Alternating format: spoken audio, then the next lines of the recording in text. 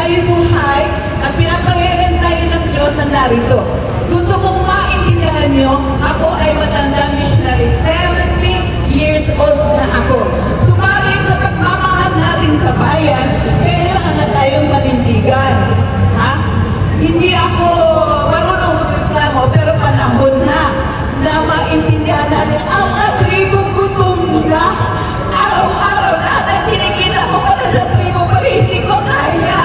Hindi ko kaya. So ngayon kami sa tribong Maharlika, gumawa kami ng sistema na Divino Gobyerno. Divino Gobyerno.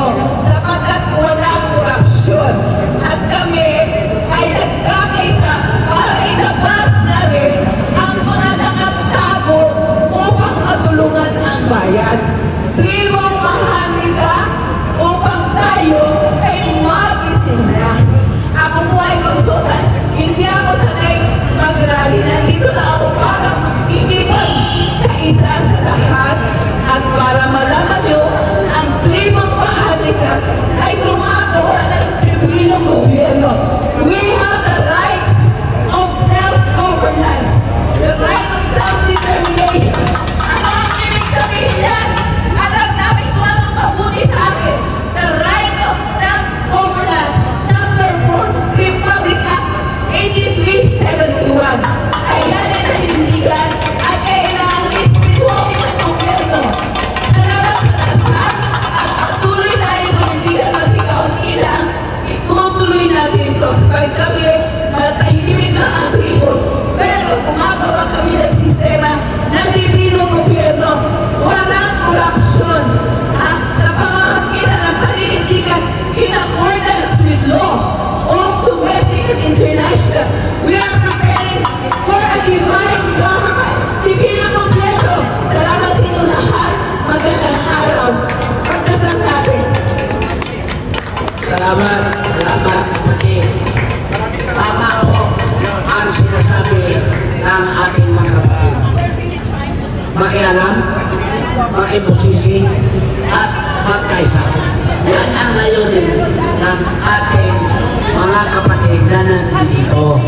We open now the space, the time, lahat na gustong pumunta dito sa ating pagtitipon-tipon sa isang libreng magsalita kung ano ang kanyong damdamin, mga mensahe ng pagkakaisa.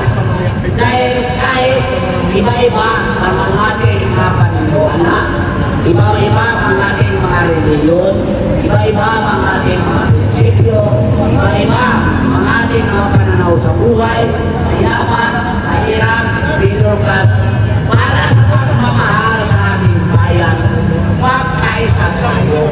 Dahil wala tayong bayan iba, Pilipinas lang. Dapat nga, wala nang abroad kung tama naman ang ating pamumuhay dito, kung tama naman ang mga pananaw ng ating mga pangulong. Dapat nandito lang tayo sa bansa natin, magmahalan, magkaisa, tutulong sa bawat isa. Yan, dapat tayo mga Pilipino. Huwag ninyong sabihin, nakikinig na lang kayo dyan.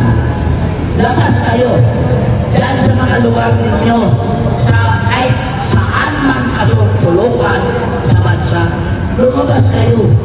Ipakita ninyo ang pagkakaisa laban sa mga nakita natin mga pag-aapi. So, yan, i-open natin ito sa mga gusto ang magsasalita. Ngayon dito. Magsalita kayo dahil nandito naman, pasalamat tayo sa ating mga vloggers dahil sila po may mga followers yan. Umabot na sa milyon ang mga followers na ating mga vloggers. Makinig kayo at magtitext kayo dyan sa inyong mga vloggers. Pwede nun kayong magsasalita sa inyong mga koro-koro, mga observasyon. Dyan, kung sino yung mga viewers dyan ninyo, mga vlogger, diba, dito naman silang mag-react sa mga pakikiisa ngayon. Sino ang susunod na salita? Si Ma'am Karen naman ulit. Ma'am Karen.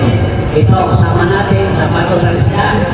Andito, ito ang Marcos Alisjan at nakahalaga ng mga hindahan. Ako si Ma'am Karen. Ikaw muna ba? Ayaw ko ba? Okay, Marcos Alisjan. Marami kami last year before sinagot ng kalikasan ng ating Pangulong PBM. Flood control ang topic after Magsona. Kaya kami nandito sa mga negosyante. Papalag ba kayo na bumabaha ang harapan ninyo at hindi kayo pinapasok ng mga taong mamimili? Diba taxpayer kayo?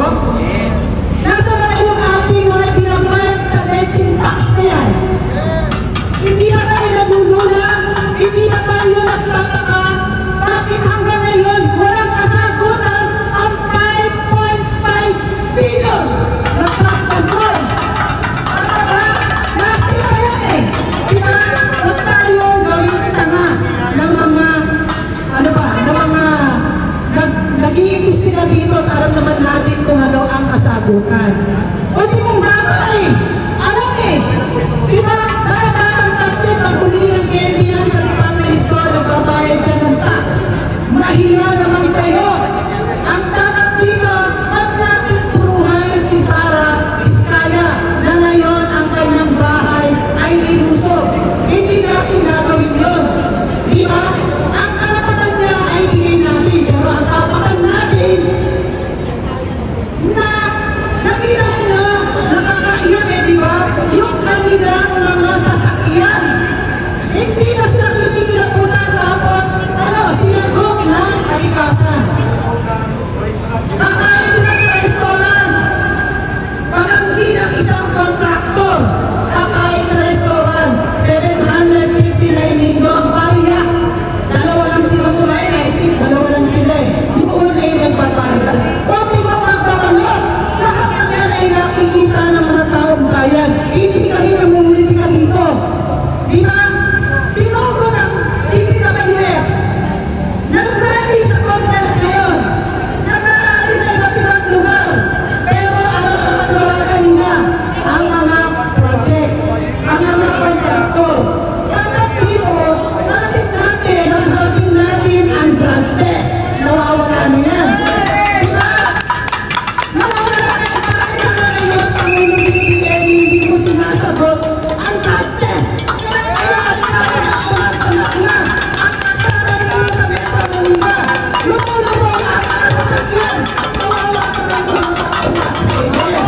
Hindi ka na nakakal dito. Nagpapalipid ka. Okay. At Marcos. Okay. Marcos, mag-resign ka na. Marcos, resign.